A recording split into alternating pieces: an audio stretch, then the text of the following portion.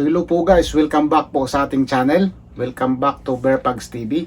At andito na nga po sa harap natin, i-unbox natin ngayon ang ating nabili na DJI Mini 4 Pro. Ito.